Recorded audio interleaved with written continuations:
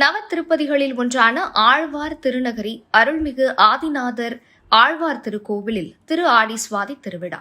மூலை கருடனுக்கு சிறப்பு திருமஞ்சனம், ஏராளமானோர் தரிசனம். தூத்துக்குடி மாவட்டம் தாமிரபரணி நதிக்கரையில் 108 திவ்ய தேசங்களில் ஒன்றானதும் நவ திருப்பதிகளில் குருவுக்கு அதிபதியாக ஆழ்வார் திருநகரி அருள்மிகு ஆதிநாதர் ஆழ்வார் திருக்கோவில் விளங்குகிறது. திருக்குருகூர் என்று அழைக்கப்படும் இத்திருத்தலத்தில் சுவாமி நம்மாழ்வார் திரு அவதாரம் செய்தார். இத்திருக்கோவிலில் வடக்கு மதில் சுவரில் அமைந்துள்ள கருட சன்னதி கொடிமரத்துடன் மிக சிறப்பாக அமைந்துள்ளது.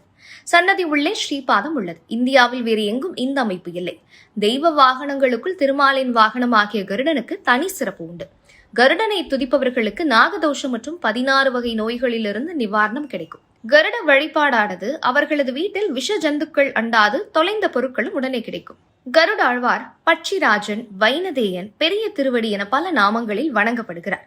சுவாமி நம்மாழ்வார் இந்த கருடாழ்வாரை திருவாய்மொழி 4ஆம் பத்தில் 7வது பாசுரம் ஆடு புட்கொடி ஆதிமூர்த்தி என்று மங்களாசாசனம் செய்துள்ளார்.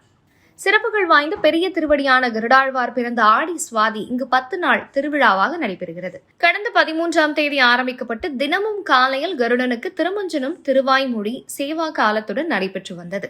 10ஆம் திருநாளான நேற்று ஆடி சுவாதி வெகு சிறப்பாக கொண்டாடப்படுகின்றது.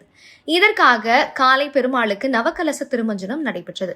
மாலையில் ஊர் மக்கள் பால் குடங்களை பக்தியுடன் ஊர்வலமாக கோவிலுக்கு எடுத்து வந்தனர்.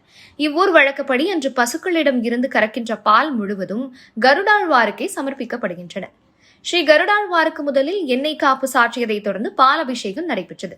பின்னர் மாப்பொடி, மஞ்சள், திரவியம், பால், தயிர், பஞ்சாமிரதம், தேன், இளநீர், சந்தனம் கொண்டு நவகலச திருமஞ்சனம் சிறப்பாக நடைபெற்றது. பின்னர் தங்கக்கவசம் அணிவித்து சிறப்பு அலங்காரம் நடைபெற்றது. தொடர்ந்து பிரபந்த கோஷ்டியாரின் திருவாய்மொழி சாற்றுமுறை நடைபெற்றது. தீர்த்த விநியோகம் நடைபெற்றது. ஏராளமான பக்தர்கள் கலந்து கொண்டு கருடாழ்வாரை தரிசனம் செய்தனர். பக்தர்கள் தேங்காய் விடல் போட்டு தங்களின் வேண்டுகோளினை நிறைவேற்றினர்.